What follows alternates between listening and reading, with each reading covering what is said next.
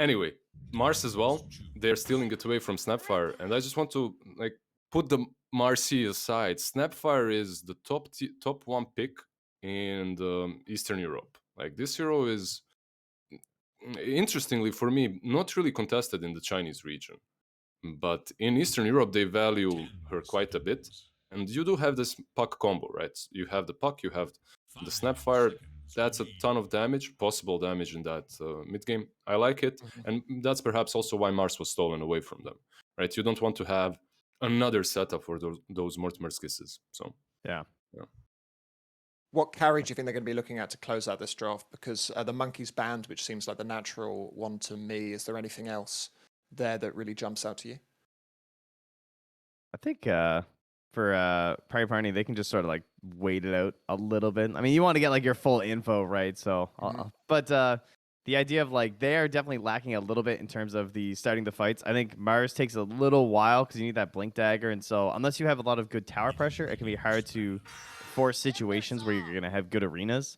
So there's almost some pressure to get like a controlling position one from Pari Parni, which I'm not a huge fan of. But now there's a Timber Saw, so now they need to adjust their carry pretty heavily based on that. Do you like the Timber? Like situation. they have Lina with a ton of burst damage. You have a break built in. I guess it's decent versus Marcy and versus Marcy. Let's call them that way. Yeah. Why is it good against Marcy, would you say? I mean, versus Mars and Marcy, like you're just a strong hero. You can frontline. Whirling that will break them in half in the laning stage if you do lane against them. It can be decent versus, I guess, the Hoodwink because of being able to follow her through the trees as well. But overall, I'm surprised. Like I never see Timber Saw without a huge reason why. Like maybe a Pudge carry, and then you pick Timber and you own him on the lane. Which is a possibility, by the way, that you asked about. You asked about the carries. I think TB and Pudge are still in the pool, both looking pretty solid. Pudge for who, in particular? I would get Pudge perhaps for mind games. It could work. They don't have any other semi-core to truly carry the game, so it could be problematic. But yeah, I'm just reaching here. There's a ton of heroes still left in the pool, right? There's Well, there isn't when you look at the bans. I mean, do you see the speed at which they banned Faceless Void and Jug? That was crazy. Yeah, they it would just snap like completely instantly, and there goes the Terrorblade you're talking about. So, I guess the question is, do you get baited into a bad carry that doesn't suit your draft because you're so obsessed with the Timber Saw? That I feel like that does definitely happen to teams. Or are you able to find something that's like decent versus Timber, but also just okay for your lanes? Like I don't think I'd want them to pick like Ursa, for example, in terms of like their game plan. What about some Gyro? It's not picked at all, but I'll see. You're falling into the trap right there. Gyro pick. That's oh, I gotta get a hero versus Timber, and then the game ends, and you go, why did we pick Gyro? I mean, there's still the Bloodseeker, perhaps. Okay, he's gone, Dan. In the he went ages ago. All right, okay, never mind. Let's see what they go. Looking through, they're like, we banned Void and Jug, huh? Oh. Hold on, what have we got left? Some Slark. Are you guys seeing any Slark in Eastern Europe? I don't think you are. In Chinese region, there is this popular build, Slark Radiance, literally boots Radiance. That's it. How does that work exactly? I mean, I know functionally how it works. The Radiance burns people. It works. It works if you're. It has a dot that appears on you. You also miss some last hits. It doesn't work. It works because your teammates carry you. That's it. And then you join up later on, and later on it's strong, but you need to get there. Do you like the Prophet? That's pretty good. I mean, it was a forced pick, I would say, based on like the Timber. Like they want like this ranged hero, give them options and everything. It has good itemization versus Puck as well. That opens up for you if you want to. But then right into the Alchemist versus Nature's Prophet. So stonks, more units for gold. So what does this Alchemist do for you? Is it just that it picks up? Because that was a very quick pick. They must have had that in their mind regardless of the Nature's Prophet. Why does this fit well into their draft trend? To me, it's nice because they have a lot of stun potential, actually. Like he's a big scaling carry that's terrifying and has multiple builds that you can go for, but his stun is also just so ridiculous right now that I actually like that he can be a little bit involved on the earlier parts of the game. And if you start to snowball, the right timing on a blink dagger on this hero, he can just sort of choose, like at some point in the game going, oh yeah, I want to blink right now. and they'll just continue to run you over if you're a little bit behind. But I do want to see Pari Parni with this Mercy Lina combo because, you know, Prescott loves his Lina, and that's a lot of attack speed for some flat damage. People often say that when Alchemist is picked, it becomes just an Alchemist game. Is this just an Alchemist game, or are there other heroes we should be looking out for Lizard? From mind games, you should be looking out at this Timber. Like, he needs to have a good game. He needs to be that frontliner that draws the attention away from the Alchemist. Meanwhile, Pari Parni, yeah, they should focus themselves on Dinosauric. Can they do it? I believe they can. They have the Nature Prophet and Lina. These are cores that kind of fit a similar role, really, which can be bad sometimes, as if they do manage to get to that point, mind games that is, in which Puck has that BKB piercing ulti and Alchemist gets, I don't know, a Blink Dagger to get on top of you. The game can be really damn rough if they do reach that. But I believe that Pari Parni have everything they need to not let the game go that far out. Do you agree they've got everything they need, Trent, or do they need something else? Oh, they got it all. Easy game. Okay, wonderful. Easy game then for Pari Parni. I'm not sure if we agree with that, but let's see. We're going to hand over to our wonderful twosome. It's Avo and SeekNStrike.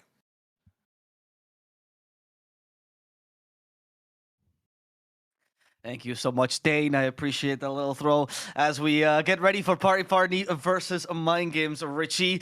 We're down to the bottom of the table. These games are always fun because, you know, they're really just a dragging through the streets, a true fight for blood. Especially if you look at what's happened to them in the season, right? Mind Games, they had some opponents which were a little bit mixed. Pari Parni against the big three to start the season. They need a little confidence boost. That's going to be the make or break for them if they want to pick it up towards the latter end of the DPC. Yeah, certainly. And also a position that Munkushi has found himself in before, isn't that right? We casted him a couple seasons ago back on Trident Clan. Yes. So, yeah, also, you know, then, and as he is now, was going on, you know, not finding any wins. So one of these teams, good news, right? One of these teams, good news, Avo, is that streak is going to end today. One of these teams is going to be going home with a win. That's just how it works, baby. That's true. I would put my eggs in the Pari Parni basket a little bit more. Like I mentioned, I think they just got a little bit unlucky with the opponents early, and this is the game where their coach got a little bit more experienced and certainly experienced in having these difficult streaks. Will probably be telling them, if we make this game, we can still pick it up towards the latter end of the season, right? They still got Runes to beat, Bet Boom, which is looking not as good as they did in the major, or certainly not as good as the other Eastern European teams, so they got good chances. Whereas for Mind Games, this is where they have to pick it up based on their own skill level, really. It's not really up to... They didn't get the worst matchups, it's just that they just need to start playing better, to be honest. Yeah, and here's that first cheeky point in the Unstable Concoction Trent was talking about. Yeah, I mean, I have seen this actually skilled at level 1. It's going to be paired with Seema the Slayer Scatterblast here as well, which does provide a little bit of kill threat.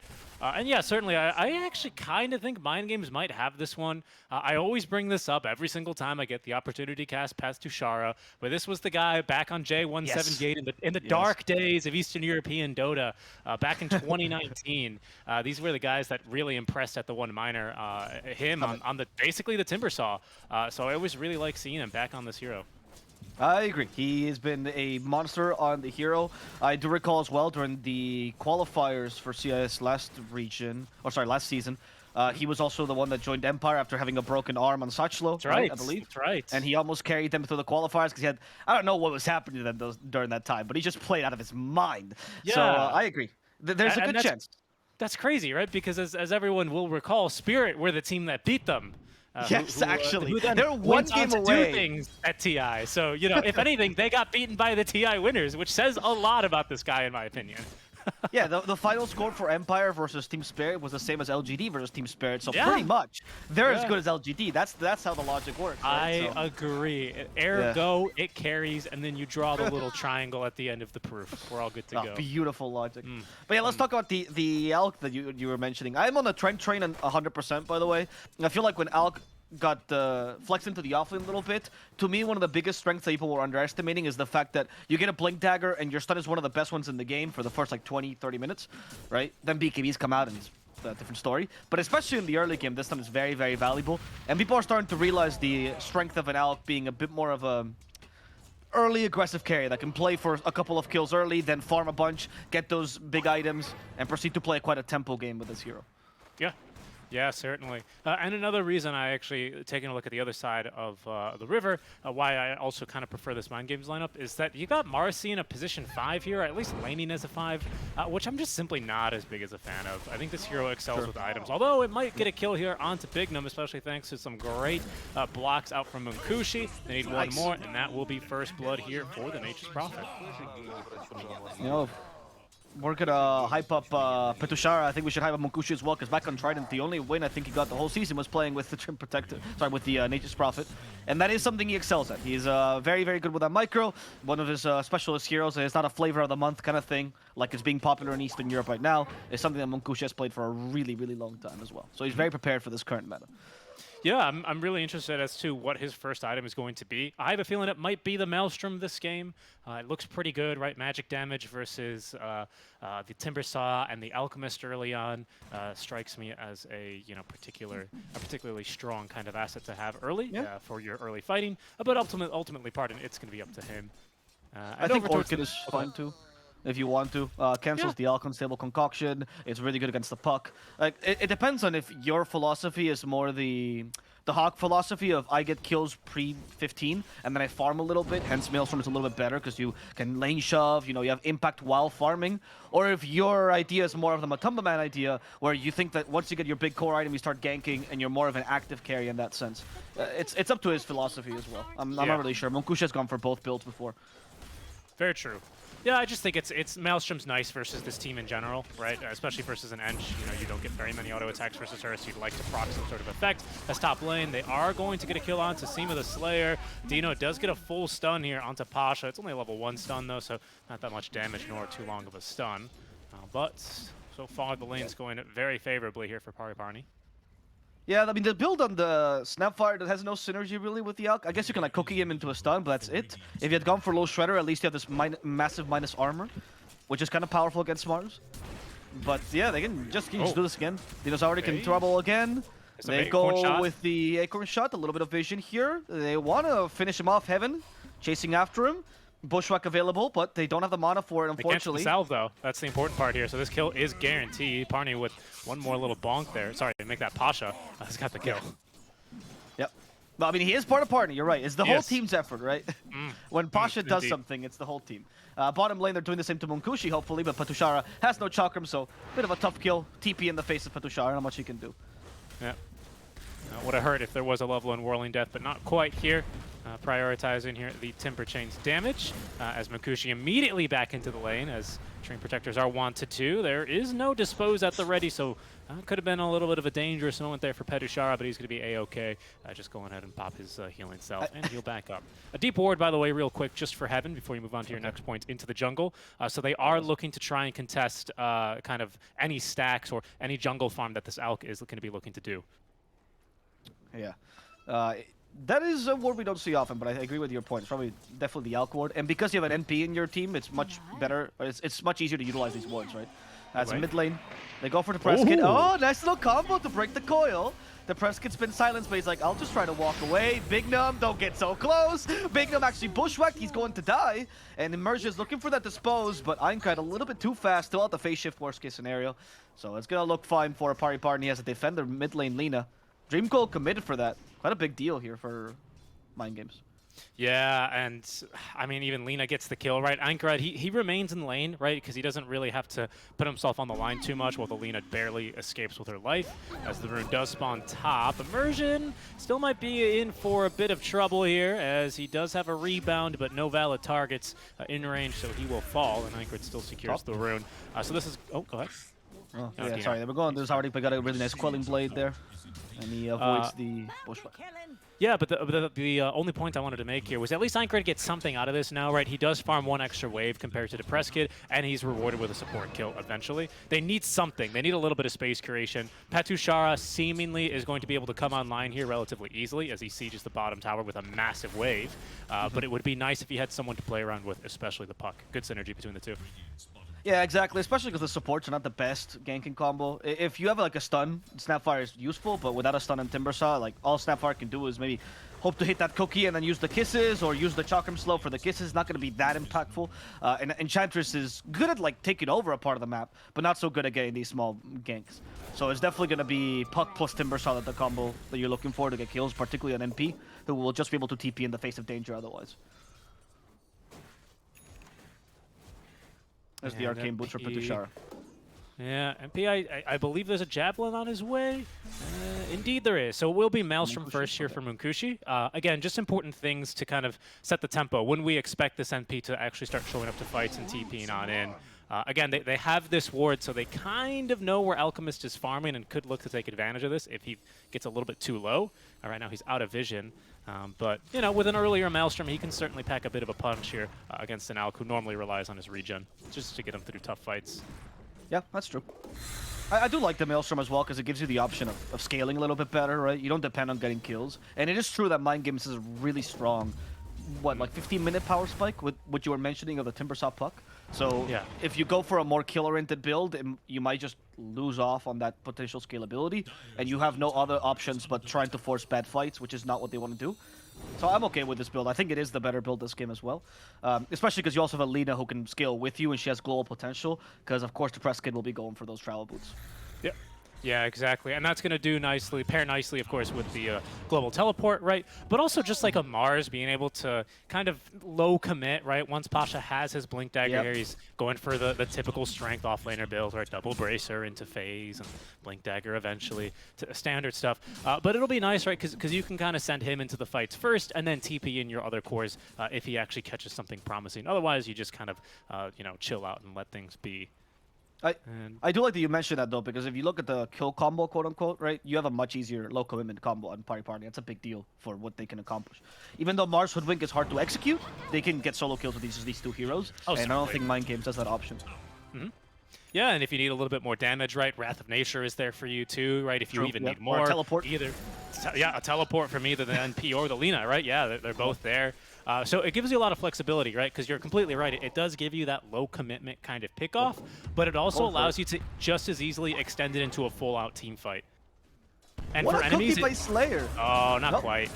Oh, Okay. come on, It was a good Avo. cookie, though. Terrible It was a good cookie by cookie. Slayer. No, it was not. The cookie, it was burnt in the oven. No good. He forced the arena. There was raisins in it. Okay, raisins are fine on cookies. I don't understand. What are you, I grandfather? don't get the hate. The Press Kid, Pitushara is gonna jump on him. There's a Chakram, Dream Coil broken immediately. Pitushara's like, okay, I used my Chakram. I'm done. I'm out of damage, guys. Yeah, but I think they get this tower here. Immersion's only level 4. There's no trees right near the middle lane. But they do have the Treants, and there's a tree here, and they have caught actually Einkrad with it. It's going to evade at least any potential dispose there with the silence. But the push continues here. This is at least one of the advantages that an Ench still brings you 1-3-1 build, right? They nerfed the early powers of Enchants, but the later levels here are still as strong as they used to be. Obviously, we see less Ench overall in other regions as a result of these nerfs, when you could just have it level 1 and get the tower 8 minutes in. No longer the case, but still a very strong hero for sieging, as we can see. And there's that ward paying off, right? It's they've replanted this deep ward here that Radiants have in the jungle. This is a new ward. Allows Pasha to get out of the way of a potential death here as Einkrad was looking to rotate top. Right. I want to point out for that play that was quite funny that Bignum, he brought the creep there just to push the tower solo, because as you said, that's the edge power. But he got confused halfway through because there were enemies. He's like, oh, I have to micro this creep now? I have to actually do something with it? Oh my god. And he danced around until he finally decided, you know what? I'm just going to A-click the tower. That was my original plan. It was the right play to begin with. Hey, I'm just curious, have you been seeing any safe lane Alchemists go for anything other than Radiant's first item? I know it's still a little bit of a niche pick, but we're starting to see it a little bit more. What, the Radiance? Or you mean the Alchemist? Yeah, the Alchemist pick safe lane in general. Right. I've seen mostly Radiance. I did see Battle Fury once, which was okay too. But I did think it was an essay. Have you seen any Armlet? Oh, Vignum. Wait, Bushwhack, and he's dead. No, it's been either Radiance or Battle Fury. I haven't seen anything else. One guy went Armlet Radiance, I guess. That would count. Mid lane. In trouble. Lina's dead. Yeah, that was an very easy one.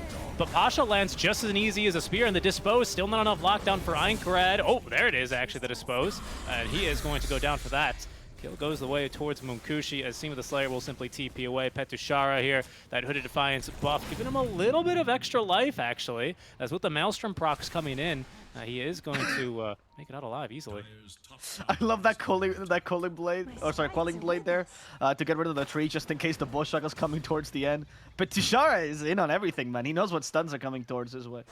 He's just rolled. This is always what he's done well, right? He's just actually super afraid of trees in real life, so he plays his timber saw to just destroy them all. So he just quelling blades trees, just get rid of them. You've heard of ecologists, but Tushar is the opposite of them. He actually goes and breaks down more trees. Yeah. He works for a paper company in Scranton. And his favorite game is BioShock. Oh, right. Yeah, that's unironically. Is it actually? I mean, I don't know. I mean, I thought it would fit him very much. Oh, well, good. I'm not He sure. carries his team like he carries the economy, you know? That's what There it you is, go. There you go. Big Num is going to have his creep kill, but not before he gets a stun off onto Immersion. And, well, all the meantime, Dino, he's just been farming away for his Radiance. He's almost got it up now. Of course, now a slightly different recipe. In case you still haven't seen this item since it's updated, now has the Talisman of Evasion and a slightly cheaper piece of paper to put it all together. Yeah, which is gives you now some passive evasion as opposed to just the mischance from the Radiance, which makes it better against magic immune units. Not by a huge amount, but enough to nudge this into pro players' hands again, which is what the Frog does all the time. It's like, just look at this. It's not that bad, guys, I swear. And then people are like, all right, I'll start buying it, I guess. Will Witchblade attempt... I mean, because Witchblade has True Strike on the projectile. A lot of people forget about that. But you can only Witchblade a target that is not magic immune. So will it attempt to hit and then attempt to apply the debuff and go on cooldown and still hit? Or, like, how does that work? Well, that's a very good question. I do not have the answer.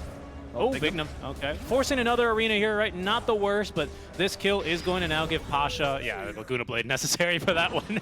This kill does give Pasha now the necessary funds for the Blink Dagger. Doesn't have arena for another minute for it, though. And Mind Games are actually going to take this opportunity to smoke up on their own. No major items they're smoking up on, though, but certainly a cooldown that they could look to exploit. I gotta give them credit for that because the way they're dealing with this Enchantress throw creeps and tower strategy, which has been very popular, is pretty impressive. They haven't lost the tier 1 50 minutes in against an Enchantress. That's a huge deal. Pari Parni really on point on trying to keep this map control as best as they can. Of course, they're giving Alk a lot of space as a result, but at least they're also getting some farm on their 2 cores. And Lean and NP should be able to overpower an Alk given enough time and enough farm, right? The question is what happens in the meantime, especially with Petushara now leading this charge. He's done with the Enchantress. He's just going to take this himself. True Bioshock believer. Oh, and Ironcrad. He actually scouts Pasha here, cancels the Blink Dagger quite easily. No chance for the Blink reveal. Kiss is raining down now for Pasha, and it's going to be Petushara who is going to come in from downtown to secure the kill there. Nice little whirling death to put him in, and that is not ideal for Pari Parni, who lose the tower as well as don't get a good Blink reveal. That's always a kind of a feels bad moment for an offlaner. It's a major item. It is, especially for Mars, right? Because he can still initiate without Blink, right? So the moment that he's running at you and you don't check his inventory, he can surprise you. That's a bit brutal. And in the entire time right now, Radiance is completed. So Dino Zarek, he's farming with that item now online. 14-minute Radiance, just fine. Nothing too bad. But something that you brought up that I want to actually highlight is that, I mean, I completely agree. Munkushi's actually not too far, and credit to Depressed Kid as well. They're not too far behind here, the Alchemist, all things considering. I would consider, like, the Alchemist achieving his Alk gap when he's got at least a net worth lead of, like, 4,000 to 5,000 gold, because that translates to like an item, right? And that's really when Alchemist kind of pays off, because let's be honest, Greevil's Greed, great passive for farming, doesn't help you in the fights. So you got to use that to your advantage. As Immersion, neat effort there. Maybe try to dispose Slayer up to the high ground. We need a stun here, and there it is. Bushwhack here, courtesy of Heaven, for an easy kill. He certainly tried that. That was 100% the play. Even if it wasn't the best play, the memes of that play were unstoppable. Pasha tried to get the puck, but he failed. And you're right about the points with the items here, as Elk. The Press Kid is out of mana. He has a TP, but no mana to use it, actually. So he's just going to die. Yeah? Okay. Yeah, the Elk just got a free kill there, honestly, on the Radiance. Usually there's not the timing to fight, but if Lena's going to be solo, then why not? Yeah, they scouted the Lena. I guess who was just farming in the bottom lane. The way that puck ran away from top and really highly disengaged. This is a puck, by the way, who has coil, right? That probably should tell you that there are no enemies on that side of the map. So maybe a little bit of a missed opportunity there for Depressed Kid to back away, but good opening here for Mind Games, who will now move onto the enemy side of the map. Interesting. Mercy just Brock creeps over to Munkushi. Yeah, on the Alk point though of the spikes, I do feel like you're gonna hit a hard power spike here around 15 to 20, where Alk, Timbersaw, and Puck all come online. And I don't know how Pari Parni deals with that. I did say they eventually might be able to outscale the Alk, and I think that's true, but that's gonna take a while. It's still like 40 minutes away. So now it's mind games play. Or Mind Game's game to play, sorry. Yeah, exactly. And speaking of that spike, here it is now, right? There's that 4,000 gold metric I was talking about, roughly speaking. And you can see that payoff literally with the BKB that's ready to go. Heaven is in danger of dying here, but he's going to scurry through the trees and avoid the kisses. Oh, Minecraft. Woo! He realized his mistake here. But he got the Waiting Rift off. That's good. Dispose, still available for immersion. As Munkushi trying to chase after Ainka, they missed the spear. For now, he's going to be okay. He has Blink Dagger in 5 seconds. He got away with his life and also forced a couple rotations, so pretty big win for Mind Games. More than, I mean, there's 4 heroes top now, right? You got the NP to TP. You're super pleased with this. That's so much space created for a Puck, even though it's not any kills, and you're not getting any objectives. Oh, wow. He dodges the spear. Nicely done. This is all you can really ask for a Puck. Depressed Kid mid, he'll be okay. He's got BKB now, so he no longer dies to simply a stun. He's not going. And Tuchara, though, he might be in some trouble. But he gets if the whole behind team his goes for him. But he has a Heaven's Halberd, though. I actually think that's going to be enough to stop most of the damage from Pari Parni. Oh, and with a shard, a Seam of the Slayer forces the BKB here of Depressed Kid as Pasha once again can't find the spear onto Seam of the Slayer. Pasha in trouble. Petushara gives chase as TPing away is Depressed Kid. So it seems like now Pari are being scattered as there's, speaking of scattered, a scatter blast out from Slayer, which is going to be enough for the setup and a kill onto Pasha. Is that maybe an opening for Roche here? It could be. I mean, they have an Alk on their team. And a Snapfire. Oh, no little Shredder points. No little Shredder yet. That's fine. They believe in it. I agree with this. I mean, with Alk and Timbersaw, it's not the fastest Roche in the world, but doesn't really deal much damage to you. There's no Mars for 20 seconds. He's the main team for Pari Parni. Can they delay this? We'll see. Bushwhack is the name of the game. Yeah, there's the Bushwhack. Good one. That'll catch 4. Munkushi's got a BKB. Lina does not, however, but that's plenty of damage into the Roche pit already. Ooh. And maybe even a kill there, but Anch is going to be able to walk it off as Petushara chases onto the high ground. He wants this Marcy. We'll see, though. Whirling Death in a second. Immersion will die to the Puck instead. Aincrad gets that kill. Mars is back alive. He lost the 5 for this. Not the worst thing. Streamspell missed completely. Bignum is not going to die for this, but they stunned Depressed Kid, and Depressed Kid had no BKB, just walked in and could easily be disposed of. Not the Marcy stun, mind you, but the the English word. Yeah, I mean, and that's Alina who in the last patch would have had BKB just about the time she got stunned. 15-second extra duration here on that cooldown, which again was a big punishment. So that's why I kind of suggested the thought of maybe you can force the Roche fights. Mind Games clearly felt that they could. They executed on it perfectly. Get another kill onto the Lina, and we'll be quite pleased here with that 20-minute Aegis now to support this Alchemist. Yeah, I feel like that play was a little bit hasty at Pari Parni. They got stressed out because of the death of the Mars. And, I mean, sure, the BKB nerf is impactful there. By the way, Slayer will die. Should be easy with a Sprout. There we go. Aincrad was thinking of joining him, but no. Like, that kill, it happens because of the BKB nerf, sure. But at the same time, you can see the cooldown, right? So you should just not force Roche at that moment. Agreed. Yeah, agreed. I suppose Pari Parni feeling a little bit scared, right?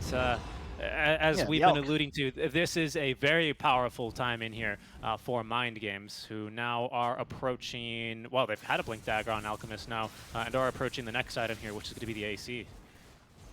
I think this time they're realizing that they're forced passive plays. I don't think they wanted to, but they were kind of forced to play passively in the first 15 minutes, is now leading to this situation. But how do you fix this? The way to fix it is not to now start playing aggressively when you haven't hit your power spikes, right? You kind of have to commit to the original strategy you went for. Or maybe that's the wrong strategy from the beginning and then you just kind of lost. But it's not much you can do right now when the enemy team just hit their power spikes themselves. Well, here's a potential catch. Pasha is going to whip himself as they maybe try and catch the Puck. Yeah, not really a great chance of that, though. Aincrad with his own blink. But the reason I want to highlight here Pasha is because this lack of fights that Pari Parni have been able to kind of string together, it means he's not farming very well whatsoever. He's really quite fallen off quite a bit. Aincrad, who has just kind of been playing like this bait kind of piece all game long, and not really focusing too much on his own farm at the benefit of his Elk. He's still got way more farm here than this Alchemist, than this Mars. So Yeah, Pasha is really struggling here. BKB up in about 1,400 gold, but until then, you know, he's not really finding a whole lot of success when it comes to the fighting front. Yep. I think the choice though of Pari Parni to now start slip pushing lanes, utilizing the global potential they had, is probably the best one. Like I said, getting pickoffs was okay in the first maybe 50 minutes. Now it's become much harder. Puck is too elusive. Timbersaw and Alchemist are both too tanky. Oh. So if you at least split push like this, you can open up the map a little bit. To Prescott, what are you planning on? He's going to hit a stun. But Tushara is a difficult kill, though. The Spo stops the Timber Chain, but there's the arena used, and Merchant will die inside of it.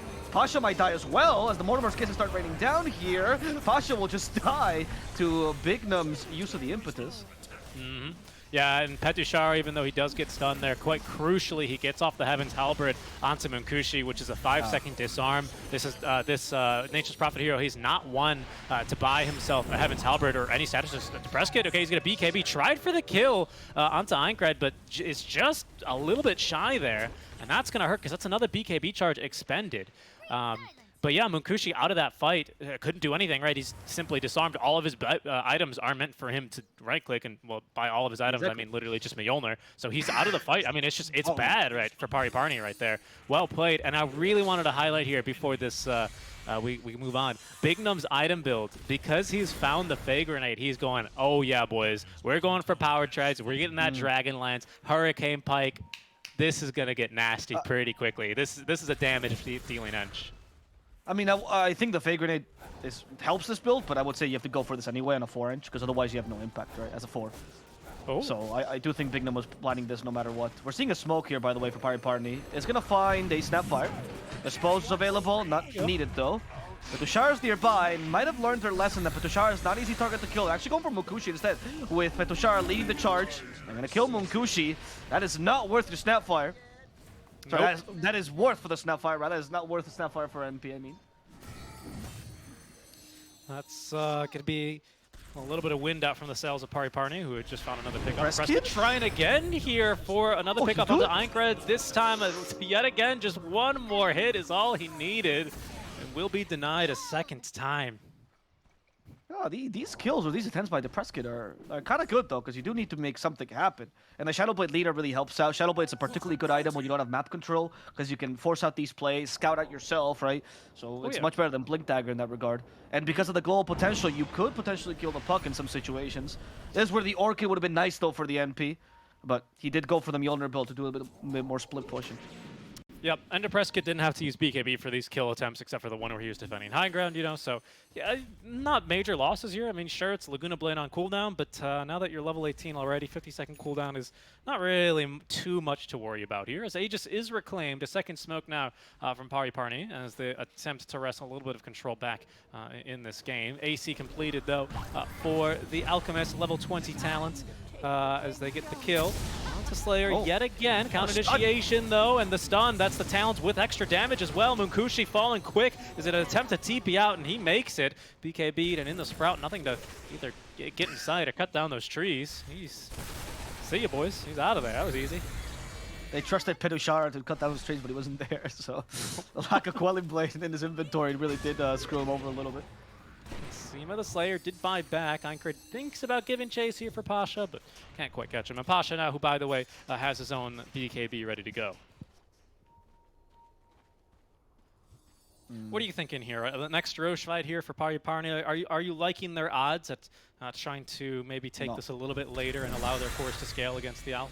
I mean, I'm not liking their odds, but I think it's a strategy they've committed to. I'll respect that at least. Like, I think they're executing this better than... There was a small lull around minute 17 where they seemed a little bit lost. Now we're seeing the execution properly. Oh, that's not funny. worth it. It's not worth it. Oh, see, like, this is the kind of kills where you have to wait for your whole team. Yeah, you know you're in the backseat. There's no Aegis on this Alchemist, so it's actually a kill that's possible thanks to the Dispose. They got enough damage. That was huge.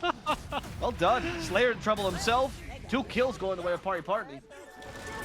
I'm pretty nice sure as well. Yeah, Bignum in trouble. Bignum will be the 3rd kill of this engagement. Good use of the bushwhack, and that's what I mean. Pari Parni is understanding now what position they are in the game. They know what plays they can make, and they've settled for this. They only commit to high engagements where they have some sort of big numbers advantage, or they're really prepared to get this initiation off. They go for the high value targets as well, and on top of that, when they can't make these plays, they just split push and shove the waves. Yeah, It's good. that was It's a good way incredibly to play from behind. bewildering. Pasha and the rest of the team, basically, for Parni, they were then going to wait for him to jump in, but because Alk was waiting for the camps to respawn and the position he was holding on the cliff, it really looked like, as if to Pari Parni, that they were under a ward for mind games. So that looked like the ultimate bait of all time. And eventually they bite anyway and rewarded with a free Alk kill. But I just the way that Pasha played that, yes, one, he was waiting for his teammates at the start of that kind of jump, but two, he was like, I think they see me. Am I being baited? At the Shara. Yeah, and Aincrad is from behind. He's going to try to backdoor this, but Tashara acts as BKB. He's not going to do enough. Oh no! At least Puck might get the kill. Stop being a ward, Puck! Okay, Waiting Rift got Heaven on his way out, and he actually will be able to survive this. The Hoodwink, unfortunately, shot the Sharpshooter, which ended up snapping Dream Coil. I think Hoodwink was silenced and couldn't cancel it or something. Yep. Oh, that's too because funny. silence with Waiting Rift lasts long enough to max charge the Sharpshooter, right? So you don't really have any much counterplay against the Puck. Hoodwink is pretty bad against Puck. You get caught in the trees easily. You have to snap the Dream Coil sometimes. Catching Puck is kind of impossible because Bushwhack is the slowest projectile ever. I love that Aincrad, though, did cosplay as a ward, bought a gem, so he's actually a ward and a sentry in one. And it's a good use of the gem, actually. Yeah, good use, efficient inventory slot, and is going to give Mind Games a little bit of an edge here when it comes to this upcoming Roche fight. We're in this crucial window where even now where Avo held in suspense, because we'll know when Roche is going to respawn in 3 seconds. The players know that window opens as well in 3 seconds to 3 minutes, so I think that's the reason this gem comes out. They know that Mind Games this is. They know that they've lost a little bit of map control here, right? Pari Parni just going for kills underneath where the tier 2s used to be. Roche fight incoming. That could be the ticket here for Mind Games to sealing game number 1. So they're going to do whatever they can here to make sure they give themselves like, the greatest chance for fighting Roche, right? Aeon Disc as well now for Aincrad. It's only going to make these kinds of moves that he's been pulling, and it's only going to embolden him, right? Now that he's got the safety of the Aeon Disc. Yeah, of course. It's all up to Pari Parni getting the right target in their initiation. No longer is the Puck that target because the Aeon Disc has to be probably the Alchemist, I'd say. Timbersaw seems a little bit too hard to kill. If they can manage that, I still think they can get a good fight, especially because the gap is closing between NP and Alk. So Munkushi's actually being able to kind of measure up with him. But we're still not there yet. Maybe 5 more minutes. Plenty of attack speed as well from Munkushi as he picks up the Hyperstone first for his AC, as Marcy is deleted. Munkushi wants to bail out from this fight. I don't believe they've got any BKB piercing stuns yet, do they? Is there a Basher? They do, they have Basher. There is? Thank you for correcting me. 25% chance on 2 hits. Unlucky there. I mean, not unlucky, right? The average would be 4 hits, so I think that's fine. It's unlucky, right? You hit him twice. 50%, 50-50, that's unlucky. That's right. You either bash or you don't. That's how it works. Either bash or you don't. 50-50. You got unlucky, mate. That is math. Yeah. 2 hits should be at least 1 bash. Yeah, that's true. 50-50, right? The Roche got a fast spawn, by the way. This might be... I mean, I was just say this might be good for Pari Parni because Timbersaw's dead, but he's coming back in time, so it's going to be kind of an equal fight. He is, and I think Mind Games might have a bit of an edge if they can scout it right away, because this BKB for Munkushi, which he used to TP away safely and not get bashed 50-50%, is on cooldown still for 40 seconds. Bignum's going to scout it first, and has full Hurricane Pike, so this is going to be a very fun build from him. Okay. Yeah, and straight into the pit they will go. I don't believe Pari Parni can reasonably contest this. 1, they're not close enough, and 2, they don't have BKB from Munkushi. It's kind of a necessity for him to fight, I think, at this stage of the game with his items. He can't, and like, if he gets disarmed, his entire build is useless. With Little Shredder and AC now, I feel like the Roche falls too fast as well. So you have to be like perfectly in position and the high ground to be able to contest it in time. Otherwise, you just press into the Alk. Hunting for a Puck. That's Silver Edge here. Problem is he's going to be losing these fiery soul stacks momentarily, which he definitely needs to secure the kill, especially because Aincrad has Aeon. So if you can proc Aeon Disc, yeah, good effort here. No harm, no foul from Depressed Kid. Trying to get that Aeon Disc cooldown to get increased quite a bit. Immersion, in trouble. Oh, going for the TP play. There's mana here for a Coil. Oh, and it's just a second too late. Coil was committed, but fortunately here for Marcy, she makes it out in time, unlike the anime. Spoilers, he did get the ward though, so that's not that bad. all things considered. Marcy kill is honestly worth less than that ward. What? All I said was Marcy didn't complete a TP on the anime. That's got nothing to, that's not nothing major spoiler. Munkushi got found, by the way. There's a basher. Metushara joining in. No mana, no need. Munkushi's dead. Not even going to try to BKB TP because he knows the basher. Yep. Yeah, he knows, he got lucky last time on that 50-50 chance. He knew this time he was just about condemned. Yep. Doesn't have buyback, though, which is, of course, going to be a little bit spooky with Ankred, all over the map, cutting waves now. Going for an E-Blade even now on this puck. So very much taking the backseat is this puck. Not really at all kind of a secondary core, but is extremely annoying to deal with. Because you don't have the supports are vulnerable to him. Even though Marcy is technically a strength support, she's very killable by the puck, especially as a 5. Now we find the hoodwink. Oh, another time! Blast it! My coil is defective. Oh no. What were you saying about these supports being vulnerable to puck, Avo? I mean, they're vulnerable, but if he TPs 3 seconds before the puck gets there, then they're not as vulnerable, right? Oh, I suppose so. I mean, in a team fight, if that's the contribution of the support, then I'm reporting that support. So let me tell you. Well, it's one extra wave cut at the very least here. As now Alchemist is sporting his upgraded Blink Dagger, the Overwhelming Blink. He's about to run out of slots, especially because when you go for Overwhelming Blink, it doesn't give you the Swift Blink opportunity, which usually allows you to get rid of your boots. So I don't know if he keeps boots now. Obviously, he still upgrades into Abyssal, and then his BKB goes in for Aegis, but without boots, I just think he gets kited this game. Oh. Overwhelming Blink, though. He committed that for the attempt at the kill. Didn't know Zauri. I don't know what they're doing. I guess they're just trying to stop him from attacking the tower, but they can't really initiate an Alk with Aegis, especially because now he can just wait out the Chemical Rage and start again. Bit of split pushing in progress, though, as Depressed Kid does get that tier 2 bottom and pushes up to the high ground here, so he rings the doorbell. And Alka actually is going to open the doors. He's going to show up himself. That emboldens Pari Parni. They're going to smoke and sweep across the map. They did have this ward up, so they caught a couple of heroes retreating back into their own jungle here for Mind Games. Aincred, again, still a little bit too hard to catch. There is a Sheepstick coming up online shortly for Lina. But again, with Aeon Disc, it still just feels so difficult, right? But we'll keep our eyes out for that. I believe Depressed Kid can now afford it if he wants to buy out. And it looks like he is. Oh, but this would be a terrible time to get caught by an Alchemist, wouldn't it? Whew! That was a close one. Yeah, there was a sentry there, so they could have thrown that. But good thing Depressed Kid got away here. I do think the Scythe, though, is probably, it's a great reinitiation item where once Puck has no Aeon Disc, his liberty to go and cut the backlines as much is squandered, right? Because the Scythe of Ice can always get him. So even if you've used all Dispose, Bushwhack, whatever, the Scythe of Ice might just kill him and set up for the Light Strike Array. So I do still think it's going to be very impactful here, despite the Aeon Disc. It just isn't enough for Pari Parni to quote-unquote make plays. They still have to kind of counter-initiate, but they are getting the tools for this. Scotty will also be a big item for Munkushi to help himself against the Alk, and that's going to be probably the turning point for Pari Parni, where they feel like they can finally take a 5-on-5 engagement. Exactly.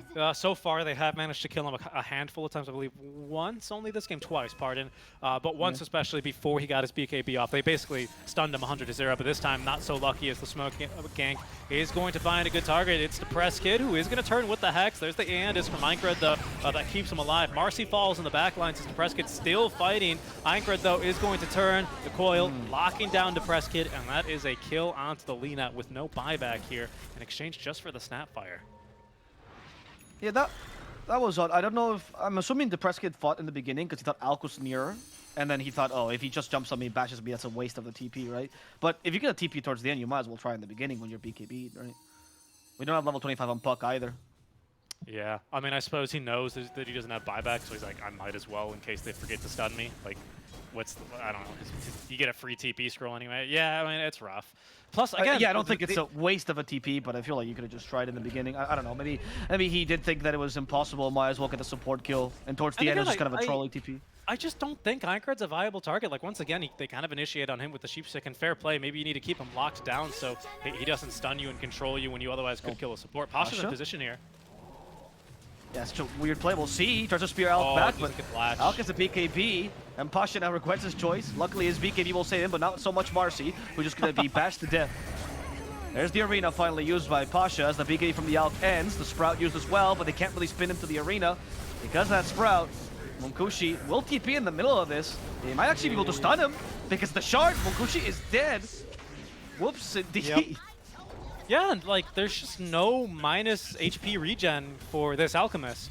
And Mjolnir, even with the AC aura debuffing him, it still wasn't enough with this right-click damage. I mean, that was kind of, I guess, with this build, how you want that fight to look, right? Lock Alchemist down somewhere without BKB, and then just tear into him with, like, I suppose, your Fury and right-clicks. That's what he's been building for. And it didn't look really convincing there, not gonna lie. No, there was a lot of... Oh, another missed spear there. Titan Vice now complete as well and put to Shard, so there's going to be another threat for Pari Parni. An arena to protect these racks, doesn't work against the melee heroes.